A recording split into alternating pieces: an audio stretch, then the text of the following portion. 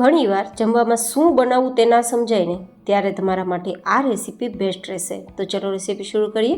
તો જેમના માટે મિક્સર જારમાં 3 થી 4 ઇંચ જેટલો આદુનો ટુકડો અને 4-5 નંગ જેટલા મરચાંના ટુકડા, થોડા લીલા ધાણા અને થોડી ફુદીનાની પત્તી, જે મારી પાસે સૂકી છે, તમારી પાસે ફ્રેશ હોય તો લઈ શકો છો. સાથે આપણે થોડી લગભગ 2 નાની ચમચી જેટલી ખાંડ અને અડધી નાની ચમચી જેટલું નમક ઉમેરી દઈશું અને પછી આ પેસ્ટ તૈયાર કરી લઈશું. હવે આ પેસ્ટને અત્યારે સાઈડમાં રાખી દઈશું અને એક બીજા વાસણની અંદર 2 થી 3 કપ જેટલું દહીં લેશું. જનરલી દહીં દરેકના ઘરમાં અવેલેબલ હોય છે, તો મેં અહીંયા દહીંનો ઉપયોગ કર્યો છે અને સ્વાદ પણ ખૂબ સરસ લાગશે. તો હવે તૈયાર કરેલ પેસ્ટ ઉમેરી દઈશું અને મિક્સ કરી દઈશું. દહીં થોડું ખાટું હોવાના કારણે મેં આપણે તૈયાર કરેલ પેસ્ટમાં ખાંડ ઉમેરેલી છે, તો એકદમ સરસ મિક્સ થતાં ખાટો મીઠો ટેસ્ટ પણ આવશે. તો હવે આપણી આ ચટણી આમ તો તૈયાર છે, તેને આપણે અત્યારે સાઈડમાં રાખી દઈશું.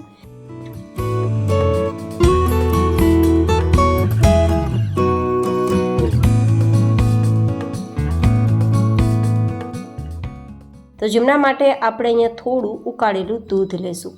મેં આ દૂધ લગભગ 1 લીટર જેટલું લીધું છે અને પહેલાં તેને ઉકાળીને તૈયાર રાખ્યું છે. હવે દૂધ ઉકાળ્યા બાદ તેમાં 2-3 ચમચી લીંબુનો રસ અથવા વિનેગર તમારે મિક્સ કરવાનું છે. જેમ જેમ મિક્સ કરતા જશો તેમ તેમ આ રીતે તે ફાટી જશે અને પનીરનું ફોર્મ લઈ લેશે. ગાઈઝ, જનરલી ઘણીવાર ઘરમાં શાક ના હોય ત્યારે જમવામાં શું બનાવવું તેવો પ્રશ્ન થાય ને, ત્યારે આ વાનગી બનાવજો, તમને ખૂબ પસંદ આવવાની છે. અને બીજું એ, તમે બહારનું પનીર લઈ શકો છો, પણ તે એટલું હાઇજેનિક અને હેલ્ધી નથી હોતું, પ્લસ મોંઘું પણ પડે છે. તો જો તમે દૂધ છે તે દરેક જગ્યાએ મળતું પણ હોય છે, ઘરમાં પણ હોય છે, તો ફટાફટ દૂધનું તમે પનીર તૈયાર કરી શકો છો આ રીતે. અને તૈયાર છે આપણું પનીર. બસ એકવાર આ પનીરને આપણે એકદમ સરસ મજાના ચોખ્ખા પાણીથી ધોઈ લેવાનું છે, જેથી કોઈ પણ પ્રકારનો ખાટો ટેસ્ટ નીકળી જાય. હવે આ પનીર તૈયાર છે, પણ થોડીવાર તેને નિતારી દેશું જેથી એક્સ્ટ્રા પાણી નીકળી જાય. ત્યાં સુધીમાં આગળની પ્રોસેસ જોઈ લઈએ. તો હવે આપણે અહીંયા 4 કપ જેટલો ઘઉંનો રોટલી બનાવવાનો જે લોટ હોય તે લીધો છે. તેમાં 1 થી 1.5 નાની ચમચી જેટલું કે સ્વાદ પ્રમાણે નમક અને 1-2 ચમચી જેટલી કસૂરી મેથી. આપણી વાનગી થોડી વધારે હેલ્ધી બને તેના માટે મેં મેથી લીધી છે. સૂકી મેથી પણ તમે તેને કહી શકો, જો કે ના હોય તો ઓપ્શનલ છે. અને 2 થી 3 ચમચી જેટલું મોણ માટે તેલ ઉમેરીશું.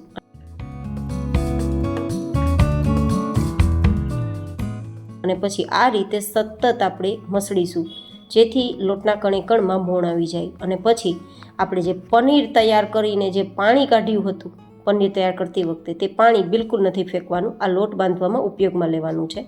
આ પનીરના પાણીથી લોટ બાંધશો ને તો એકદમ સોફ્ટ આપણી વાનગી તૈયાર થશે. જો કે તમે રેડીમેડ પનીર લેતા હોય તો તમારે સાદા પાણીથી લોટ બાંધવાનો રહેશે. હવે લોટ બંધાઈ ગયો છે, થોડું તેલ આપણે આ રીતે લોટને મસળવા માટે મિક્સ કરીશું અને પછી મસળીને થોડી વાર માટે લોટને સાઈડમાં રાખી દઈશું, તો લોટ એકદમ સરસ સોફ્ટ થઈ જાય. હવે આ 10 મિનિટ માટે સોફ્ટ કરવાનું છે ને ત્યાં સુધીમાં આપણે એક સ્ટફિંગ તૈયાર કરીશું. તો જેમના માટે આપણે તૈયાર કરેલું પનીર જે એકદમ સરસ મજાનું નીતરી ગયું છે, બિલકુલ હવે પાણી નથી, તેને આપણે એક વાસણમાં લઈ લઈશું અને તેને ક્રમ્બલ કરી લઈશું, જેથી એકદમ સરસ છૂટું તૈયાર થાય. આમ તો એકદમ છૂટું જ છે, પણ આટલું સરસ પનીર છે ને તમને બહાર ક્યાંય નહીં મળે. આ એકદમ હેલ્ધી અને હાઇજેનિક છે, જે પ્રોટીનનો સોર્સ છે, વિટામિન ડીનો સોર્સ છે. તો ખાસ કરીને બાળકો માટે પનીર ખૂબ જ હેલ્ધી છે. જે લોકોને પ્રોટીનની જરૂર છે તે માટે પણ બેસ્ટ છે. તો ઘરે આ રીતે તૈયાર કરીને ખાઈ શકો અથવા વાનગીના રૂપમાં ખાઈ શકો. તો હવે હું 3-4 નંગ મરચાંના ટુકડા, થોડા ધાણા અને થોડી ડુંગળી સમારેલી મિક્સ કરું છું. અહીંયા બીજા કોઈ શાકભાજીની જરૂર નથી. અડધા લીંબુનો રસ પણ મિક્સ કરી દઉં છું. અને જો તમે ડુંગળી ના ખાતા હોય તો તમે ખમણેલી કોબીનો ઉપયોગ કરી શકો છો, દૂધીનો ઉપયોગ કરી શકો છો, તમારી ચોઈસ. હવે અહીંયા થોડું નમક ઉમેરી દઈશું માત્ર સ્ટફિંગ માટે, થોડી હિંગ અને 2 ચમચી મોરિંગા પાવડર, જો કે ઓપ્શનલ છે, પણ હું દરેક વાનગીમાં ઉમેરું છું તો ઉમેર્યો છે. 2 ચપટી હળદર અને 1 ચમચી લાલ મરચું પાવડર અને થોડું ધાણા જીરું પાવડર. અને હવે ઉમેરીશું આપણે જે મેગી સાથે મળતું મેજિક મસાલા કહેવાય તે, જે એકદમ સરસ સ્વાદ આપશે, જો કે ઓપ્શનલ છે. આ રીતે બધું જ આપણે સ્ટફિંગ તૈયાર કરવા માટે એકવાર મિક્સ કરી દઈશું. ગાઈસ, ઘરમાં ઘણીવાર કંઈ શાક નથી હોતું અથવા જમવામાં શું બનાવવું તે પ્રશ્ન હોય છે, તો તમે આ વાનગી બનાવીને તેમને ખવડાવી શકો છો અને તમે બિના ઝંઝટ આ વાનગી તૈયાર કરી શકો છો. દરેક ફેમિલી મેમ્બર્સને પસંદ આવે તેવી આ વાનગી છે. તો હવે સ્ટફિંગ તૈયાર છે, લોટ પણ આપણો રેડી છે.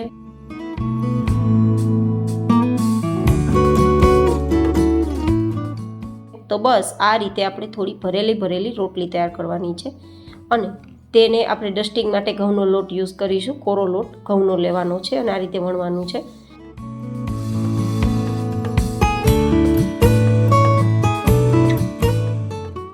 હવે એક સરસ મજાની રોટલી તૈયાર થઈ જાય પછી આપણે તૈયાર કરેલું સ્ટફિંગ 1 થી 2 ચમચી જેટલું આ રીતે વચ્ચે મૂકીશું.